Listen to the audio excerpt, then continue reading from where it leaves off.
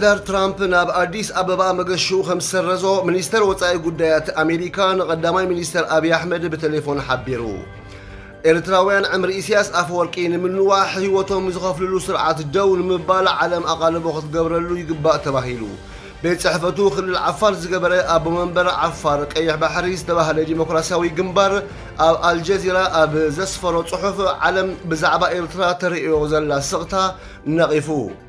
ፕሬዚደንት ክልል ዓፋርን ስድርኡን ብቢልዮናት ዝቁፀር ሃብቲ ዘሚቶም ብዝብል ክሲ ዓቃቢ ሕጊ ፌደራላዊ መንግስቲ ጣልቃ ክኣቱ ፃውዒት ቀሪቡ። እቲ ፕሬዚደንት ንወዱ ኣብቲ ክልል ወሳኒ ዝኾነ ሓላፍነት ድሕሪ ምሃቡ ኣብ ዝሓለፈ 4 ዓመታት ዝኾነ ዓይነት ሕጋዊ ጨረታ ከም ዘይተገብረ ይግለጽ። ጀነራል ኣደዋ የሱፍ ናይ ስራሕ መሰናበት ደብዳቤ ከም ዘእተወ ተሓቢሩ። እዚ ከምዚ ኢሉ እንከሎ ደብዳቤ ነፈርቲ ሶማልያ ይቕፅል ኣሎ። ካብ ግብፂ ንበዓል ቤታ ጉቦ ተቐቢላ ዝተባህለት በዓልቲ ቤት ኣባል ቤት ምኽሪ ኣሜሪካ ብገበን ተኸሲሳ። መገሻ ምምሕዳር ኣሜሪካ ተሰሪዙ። ንቀዳማይ ሚኒስተር አብይ አሕመድ ብቴሌፎን ዘዘራረበ ሚኒስተር ወፃኢ ጉዳያት ኣሜሪካ ድማ እዩ ካብቲ መገሻ ተሪፉ። ርክብ ምምሕዳር ኣሜሪካን ስርዓት 4 ኪሎን ዝሓለፈ ተኸታታሊ ዓመታት ኣዘራራቢ ኣርእስታት ዝሓዘ እዩ ነይሩ። ትራምፕ ጉዳይ ኢትዮጵያ ይኹን ኣፍሪቃ እምብዛ ዘተሓሳስቦ ከም ዘይኮነ ብተደጋጋሚ ተራእዩ እዩ። ከምኡ ኮይኑ እውን ኣብ ፈለማ ዘበለ ስልጣን ትራምፕ ብዝተሰርሐ ዲፕሎማስያዊ ጌጋ ግብፂ ንህዳሴ ግድብ ከተዕንዎ ትኽእል እያ ንኽብል ዝገበረ አብይ አሕመድ ገና ውፅኢት ምርጫ ኣሜሪካ ከይተገልፀ ናይ ዮሃና መልእኽቲ ምልኣኹ መዘራረቢ ኣርእስቲ ኮይኑ ነይሩ እዩ። ቀፂሉ ኣብ ምፅምባል ስልጣን ትራምፕ ክርከብ ከም ዝደሊ ኣብ አዲስ አበባ ንዝርከብ ኤምባሲ ኣሜሪካ ምሕፅንታ ኣቕሪቡ እኳ እንተነበረ ክሰልጦ ከም ዘይከኣለ ዝዝከር እዩ። ካብኡ ምቕፃል ድማ ኣብ ዓለማዊ ንግዲ ሓያል ጽልዋ ክህልዎ እዩ ተባሂሉ ዝተገመተ ናይ ትራምፕ ናይ ንግዲ ታሪፍ ብውልቂ ወሰኽ ታሪፍ ስለ ዝተገብረለይ ሕጉስ እየ ዝበለ ስርዓት ብልጽግና እዩ። ማዕረ ኢትዮጵያ 10 ሚእታዊት ታሪፍ ዝተወሰኸን ሃገራት ንውሳነ ትራምፕ ተቃዊመን እየን። ቅድሚ ሓደ ወርሒ ድማ ወፃኢ ጉዳያት ኣሜሪካ ማርኮ ሩቢዮ ንቀዳማይ ሚኒስተር አብይ አሕመድ ከም ዝደወለሉን ብዛዕባ ሰላምን ርግኣትን እዚ ከባቢ ከም ዝተዘራረቡ ምግላፁ ዝፍለጥ ኮይኑ ቅድሚ ቁርቢ መዓልታት ድማ አፍሪቃ ኢንተለጀንስ ዝተባህለ ትካል እዚ ሚኒስተር ወፃኢ ጉዳያት ናብ ምብራቕ አፍሪቃ ኬንያን ኢትዮጵያን ክበፅሕ ቆፀራ መሓዙ ኣብ ዓምድታቱ ኣስፊሩ ነይሩ። ኣብዚ እዋን ወፃኢ ጉዳይ ኣሜሪካ ማርኮ ሩቢዮ ንኢትዮጵያን ኬንያን ክገብሮ ዝሓሰበ ወግዓዊ ዑደት ከም ዝሰረዘ እዚ ምንጪ ናይዚ ጽሑፍ ሓቢሩ። ሩቢዮ ምስ ሰበ ስልጣን ኢትዮጵያን ኬንያን ክገብሮ ዝዓለመ ዝርርብ ምስቲ ናይዚ ዞባ ሰላምን ርግኣትን ከም ዝተሓሓዝን ብተወሳኺ ብዛዕባ ቻይና ምስ ክልቲአን ሃገራት ዘለዋ ጽልዋ ንምግታእ ዝዓለመ ኣጀንዳ እዩ ነይሩ። ይኹን እምበር እዚ ጉዕዞ ተሰሪዙሎ። ምኽንያት መሰረዚኡ እኳ እንተዘይተፈልጠ ፕሬዚደንት ኬንያ ኣብታ ዕለት ናብ ቻይና ምስ ገሸ ኣብ ውሽጢ ውሑድ ሰዓታት እዩ ስርዓት ትራምፕ ናብ አዲስ አበባን ናይሮቢን ዝዓለመ መገሻ ምሰራዙ ዝተገልጸ። ኬንያ 50 ሚእታዊት ዝበፅሕ ናብ ኣሜሪካ እትልእኾ ፍርያት ብተጠቃምነት ኣግዋ ብእትረኽቦ ዕድልያ ብነፃ ቀረፅ ተእቱ። ኣብዚ ቀረባ እዋን ናይ ትራምፕ ሓድሽ ታሪፍ ምስ ተኣወጀ እውን 10 ሚእታዊት ካብ ዝተገብረለን ሃገራት ሓንቲ እያ። ስርዓት ብልጽግና ኣብ ናይ ኩናት ገበን ተሳቲፉ እዩ ብዝብል ክሲ ንኢትዮጵያ ካብ ኣግዋ ከም ዝኣገዳ ዝፍለጥ እዩ። መራኸቢ ብዙሃን ኬንያ ድማ መንግስቲ ዊልያም ሮቶ ኣብ ቀረባ እዋን ናብ ኣሜሪካ ክበፅሕ ዕድመ ከም ዝተገብረሉ ሓቢረን። ዕምሪ ኢሳያስ አፈወርቂ ንምንዋሕ በቲ ስርዓት ዝሞቱ ኤርትራውያን ደው ንምባል ዓለም ኣቓልቦ ክትገብር ኣለዋ ተባሂሉ። ኣቦ መንበር ናይቲ ቤት ጽሕፈቱ ኣብ ኢትዮጵያ ክልል ዓፋር ዝገበረን ዓፋር ቀይሕ ባሕሪ ዝተባህለ ውድብ ኣብ አልጀዚራ ኣብ ዘስፈሮ ጽሑፍ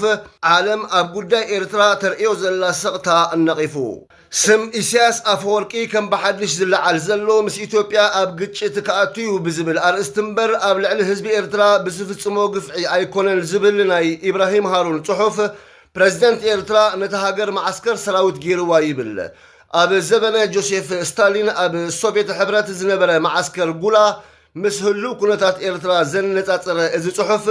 ኣብ ምድሪ ኤርትራ ናይ ምምሃርን ምስትምሃርን ሃይማኖት ምምላኽን ነጻነት የለን መወዳእታ ዘይብሉ ወታደራዊ ኣገልግሎት ብምቕጻሉ ናይታ ሃገር ልኡላዊ ሰብ ዝኾነ ፕሬዚደንት ናይታ ሃገር ስልጣን ንምሕላው ተባሂሉ ኤርትራውያን ሓፈሻዊ ህይወቶም ኣብ ዓዘቕቲ ምህላውን እዚ ጽሑፍ ብተወሳኺ ሓቢሩ ኣብ ትሕቲ ኢሳያስ ዘላ ኤርትራ ኩሉ ግዜ ብጎደና ኩናት ትጓዓዝ ምህላዋ ዝገልጽ ናይቲ ኣቦ መንበር ናይ አልጀዚራ ጽሑፍ ኣብዚ እዋን ኤርትራ ምስ ኢትዮጵያ ክትዋጋእ ትዳሎ ምህላዋ ጥራይ ዘይኮነስ ኣብ ኩናት ሕድሕድ ሱዳን እውን ጣልቃ ብምእታው ትዋጋእ ምህላዋ ብምግላጽ ኤርትራ ናጻ ካብ ዝወፀትሉ እዋን ኣትሒዛ ዘይወረረቶን ኣብ ጎረባብታ ሃገር ግጭት ክውላዕ እንከሎ ዘይተሳተፈትሉን ግዜን ኣጋጣምን ከምዘየለ ዝገለጸ እዚ ሓተታ ኩናት ንኢሳያስ ኣፈወርቂ ምንጪ ስልጣኑን መሳርሒ ስርዓቱን ምዃኑ ብተወሳኺ ይገልጽ ኣብዚ እዋን ዓለም ንኤርትራ ከም ኣጀንዳ ኣልዒላ ትዛረበላ ዘላ ምስ ኢትዮጵያ ኣብ ኩናት ክትኣትያ ብዝብል ዛዕባ እምበር ኣብ ኩሉ ዓውደ ኩናት ብዛዕባ ዝሳተፉ ዘለዉ ኤርትራውያን ኣይኮነን ዝበለ እቲ ሓተታ እዞም ድራር ዓረር ዝኾኑ ዘለዉ ኤርትራውያን ዓለም ኣቓልቦ ክትገብረሎም ይግባእ ድሕሪ ምባል ናይ ኢሳያስ ኣፈወርቂ ዘለዓለማዊ ናይ ኩናት ፕሮጀክት ካብ ምስላጥ ብተወሳኺ ኤርትራውያን ቅድሚ ሙማቶም ዓለም ጣልቃ ክትኣቱን ስጉምቲ ክትወስድን ይግባእ ይብል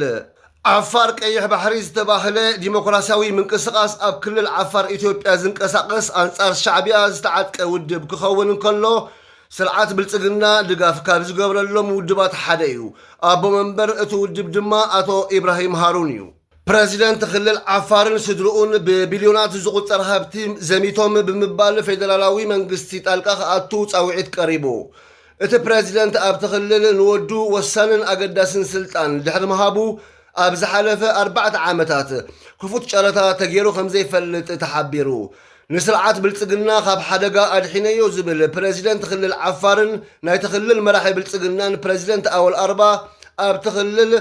ንዝዘርግሖ ዓንኬል ሌብነት ብቐዳምነት ተሓታቲ እዩ ይብል ንቤት ጽሕፈት ቀዳማይ ሚኒስተር ዝተለኣኸ ናይ ክሲ ሰነድ ነቲ ናይ ክሲ ሰነድ ዘእተው ሕጂ ኣብ መንግስታዊ ጽፍሒ ዘለውን ናይ ቅድም ናይ ተኽልል ሰበስልጣንን እዮም እቲ ፕሬዚደንት ንወዱ ኣቶ ኣሚን ኣወል ኣርባ ቤት ጽሕፈት ልምዓት ከተማ ትሕተ ቅርፂ ክፍሊ ምህንድስናን ኣጽዳቂ ጨረታን ኣካቢ ባይቶን ገይሩ ድሕሪ ምሻሙ ኣብ ዝሓለፈ 4 ዓመታት መንግስታዊ ህንፀታዊ ስራሓት ብዘይ ጨረታ ዝወስዱ ኣዝማድን ተረባሕትን ናይቲ ፕሬዚደንት ካልኦት ውሑዳት ሓለፍትን ጥራይ እዮም ዝብል እቲ ናይ ጥርዓን ሰነድ ጨረታ ከይወፀ ዝወስዱ እዞም ዝተባህሉ ውልቀ ሰባት ምዃኖም እቲ ክሲ ይሕብር ወዱ ነቲ ፕሬዚደንት ኣቶ ኣሚን ብጨረታ ዝስራሕ ወሳኒ ስልጣን ድሕሪ መሓዙ ብስም በዓልቲ ቤቱ ናይ ህንፃ ፍቓድ ብምውፃእ ከም ዝንቀሳቐስ ብምግላጽ ብተወሳኺውን ነታ ሮግያ ኣወል ዝተባህለት ጓሉ ነቲ ፕሬዚደንት ናይ ተኽልል በዓልቲ ቤታ ዝኾነ ኣቶ እስማዒል ዋጎ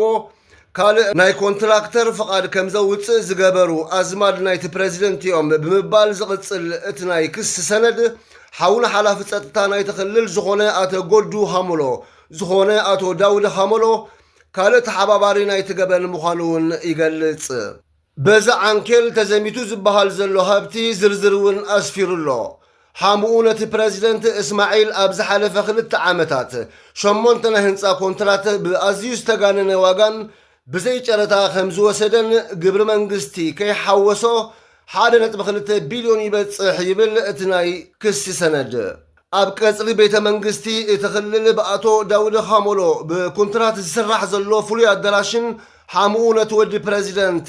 ኣቶ ኣወል ኣርባ ዝኾነ ኣሚን እስማዒል ኣቢሉ ዝህነፅ ዘሎ ፕሮጀክት መንበሪ ኣባይቲ ሓለፍቲ 625.3 ሚልዮን ብር ከም ዝተመደበሉን እንተኾነ ግን ናይ ክልቲኡ ህንፃታት ወፃኢ 46 ሚልዮን ብር ምዃኑ ክኢላታት ተንቲኖም እዚ ስድራ ቤታዊ ዓንኬል ካብዚ 2 ፕሮጀክታት ናብ 400 ሚልዮን ብር ዝግመት ገንዘብ ምዝማቱ እቲ ጸብጻብ ይረድእ ከምዚ ዓይነት ፕሮጀክት ዝስራሓሉ ቦታን ወፃኢ ክግበረሉ ዝግባእ ባጀትን ኣብ መወዳእታ ድማ ነቲ ገንዘብ ዝወስዱን ኣባላት ስድራ ቤት ናይቲ ፕሬዚደንት እዮም ሚኒስትሪ ንግዲ ምስኡ ዝተኣሳሰር ነቲ ክልል ዝምድቦ ሲሚንቶ ባዕላቶም ከም ዘከፋፍልዎ እቲ ሰነድ ይሕብር ነቲ ክልል ወርሓዊ ካብ ዝወሃቦ 87,000 ኩንታል ሲሚንቶ ኮታውን እቲ 40,000 ኩንታል ነቲ ፕሬዚደንትን ኮንትራክተራት ኣዝማዱን ከም ዝወሃብ እቲ ሰነድ ብዝርዝር የረድእ ኣብ ቀጽሪ ቤተ መንግስቲ ናይቲ ክልል ብኣቶ ዳውድ ሃመሎ ብኮንትራት ዝስራሕ ዘሎ ፍሉይ ኣዳራሽ بأمائت مليونات زوسدو نايتخلل حلافة ستا نايتخلل أتو قدو هامولو حوز غونو داود هامولو ب650 مليون بر عسب انترناشنال استبال هوتيل كم زغزئه دما استفلاليو منጭታት يحبرو እዚ ሆቴል ኣብ ከተማ ሰመራ ጥቃ መዕርፎ ነፈርቲ ሱልጣን ዓለሚራህ ከም ዝርከብ ዝገለጹ ምንጭታት ቀዳማይ ሚኒስትር አብይ አሕመድ ኣብ ወርሒ መጋቢት ኣብ ጾመ ረመዳን ኣብ ትኽልል ተረኺቡ ምስ ሓለፍቲ የተኸልል ፍጡር ዘፍጠረሉ ቦታ ምዃኑን እቶም ጸብጸባት የመልክቱ ሓለፍቲ ክልል ዓፋርን ስድሮኦምን ፈጺሞሞ ዝተባህለ ዘመተን ብልሹ ምሕደራን ዝሓዘ ሰነድ ናብ ቀዳማይ ሚኒስትር ከም ዝተለኣኸ ዝሕብሩ ምንጭታት ክንገብሮ ንኽእል እዚ ጥራይ እዩ ይብሉ እቲ ቀዳማይ ሚኒስትር ኣብ ማሕደርቲ ክልላቱ ካብ ስልጣኖም ምንቕናቕ ንኣዲስ ኣበባ ክሳብ ዘየማዕደው እናዘመቱ እንተነበሩ ዕጥጥ ከም ዘይብሎ እቶም ምንጭታት ግምታቶም ሂቦም ቅድሚ ሕጂ እውን እንተኾነ ናይ ክልል ሲዳማ ሓዊስካ ዝተፈላለየ ሰነዳት ክበፅሖን ከሎ ይኹነሎም ዝብል መልሲ ክህብ ምጽንሑ ይፍለጥ ጀነራል ኣድዋ ዮሱፍ ናይ ስራሕ መፋነዊ ደብዳቤ ከም ዘእተወ ተሓቢሩ እዚ ከምዚሉ እናሃለወ ኣብ ጎረቤት ሃገር ሶማልያ ደብዳብ ነፈርቲ ይቕጽል ኣሎ ኣብዚ እዋን አልሸባብ ዝገብሮ ዘሎ ምስፍሕፋሕ ንምምሕዳር ከተማ ሞቃዲሾ ኣጸጋሚ ኩነታት ተፈጢሩሎ ሓይሊ ኣየር ኣሜሪካን ኢትዮጵያን ዝተሳተፍዎ መጥቃዕቲ ነፈርትን ደብዳብ ድሮንን ነቲ ዕጡቕ ካብ ምንቅስቓሳቱ ንምግታእ ብዙሕ ኣበርክቶ ክገብር ኣይከኣለን ነዚ ተኸቲሉ ፕሬዚደንት ሼክ መሐሙድ ንፕሬዚደንት ረሲብ ጠይብ ኦርዶጋን ሓገዝ ሓቲቱሎ መንግስቲ ሼክ ሐሰን መሐሙድ እዚ ሕቶዚ ዘቕረበ አልሸባብ ኣብ ግዝኣታት ታሕተዋይን ማእኸላይን ሸበሌ ብርክት ዝበለ ዞባታት ብምቁፅፃሩን ናብ ሞቃዲሾ ክግስግስ ይኽእል እዩ ዝብል ስግኣት ስለ ዝፈጠረን ክኸውን እንከሎ ቱርኪ ነቲ ጠለብ ተቐቢላ ኣስታት 500 ዝኾኑ ኮማንዶ ናብ ሞቃዲሾ ከም ዝለኣኸት ተፈሊጡ እዞም ኮማንዶታት ኣብ ዓደን መዕርፎ ነፈርቲ ድሕሪ ምብፅሖም ናብ ወተሃደራዊ ማዓስከር ቱርኪ ከም ዝኣተዉ ተፈሊጡ ቱርኪ ኣብ ተፈጥራዊ ደንደስ ባሕሪ ሶማልያ ባህርያዊ ነዳዲ ንምኹዓትን ዶብ ሶማልያ ንምሕላውን መራኸባ ብሸነኽ ህንዳዊ ውቅያኖስ ከም ዘጸግዐት ይፍለጥ ሓይሊ ኣየር ሶማልያ ተጠቂማ ንምምሕዳር ሞቃዲሾ ትድግፍ ዘላ ካልእ ሃገር ድማ ኣሜሪካ እያ ፔንታጎን ኣብ ዋንነት ሶማልያ ዝኾነ ባሕሪ የንሳፍፋን ዝነበራ ክልተ ጀላቡ መጥቃዕቲ ከም ዝፈጸመ ሎሚ ኣብ ዘውፅኦ ጋዜጣዊ መግለጺ ገሊጹ ፔንታጎን ኣብ ልዕልተን ጀላቡ ዝፈጸሞ መጥቃዕቲ ነፈርቲ እተን ጀላቡ ዝተራቐቐ ወተሃደራዊ ኣጽዋር ናብ አልሸባብ የብፅሓ ምንባርን ስለ ዝፈለጠ ምዃኑ ገሊጹ ፔንታጎን መንቀል ናይተን ጀላቡ እኳ እንተዘይሓበረ ሑቲ ካብ የመን ወተሃደራዊ ኣጽዋር ከም ዝልእኹ ግን ኣሜሪካ ቅድሚ ሕጂ ምግላጻ ይፍለጥ ሶማልያ ኣብ ከምዚ ዓይነት ኩነታት እናሃለወት እዩ እምበኣር ጠቕላሊ ኣዛዚ ሰራዊት ሶማልያ ዝኾነ ጀነራል ኣድዋ ዮሱፍ ናይ ስራሕ መሰናበቲ ደብዳቤ ከም ዘቕረበ ዝግለጽ ዘሎ ናይ አልሸባብ ጸብለልታ ውግእ ነቲ ጀነራል ካብ ስርሑ ንምስንባት ደሪኽዎ ክኸውን ከም ዝኽእል መራኸቢ ብዙሃን ናይቲ ሃገር ይገልጻ ብወገን ምምሕዳር ሞቃዲሾ ግን ዝተገልጸ ነገር የለን ኣዛዚ ምክልኻል ሰራዊት ሶማልያ ዝኾነ ሜጀር ጀነራል ኣድዋ ዮሱፍ ግን ቅድሚ ቁርብ ኣዋርሕ ንፊልድ ማርሻል ብርሃኑ ጁላ ናብ ሞቃዲሾ ፀዊዑ ልኡላውነትን ግዝኣታዊ ሓድነትን ሶማልያ የኽብር ዝብል ፌርማ ኣፈሪሙ ናብ ኣዲስ ኣበባ ከም ዝመለሶ ኣይርሳዕን ካብ ግብፂ ንበዓል ቤታ ጉቦ ተቐቢላ ዝተባህለት በዓልቲ ቤት ኣባል ቤት መኽሪ ኣሜሪካ ገበነኛ ተባሂላ ምስ መንግስቲ ሕቡእ ርክብ ብምግባር ጉቦ ብምቕባል ክትእሰር ዝተፈረደት በዓልቲ ቤት ናይ ቅድም ኣባል ቤት መኽሪ ኣሜሪካ ዝነበረ ቦብ ሜንደዝ ናይ ነዊሕ እዋን ተሓባባሪት ብልሽውና ተባሂላ ገበነኛ ኮይና በዓልቲ ቤቱ ነቲ ናይ ቅድም ኣመሓዳሪ ኒው ጀርሲ ዝነበረ ቦብ ሜንደዝ ዝኾነት ናዲና ሜንደዝ ብዳኛ ኒውዮርክ ገበነኛ ዝተባህለት ፖለቲካዊ ውዕለት ንምውዓል ኣዝዩ ብዙሕ መጠን ዘለዎ ገንዘብ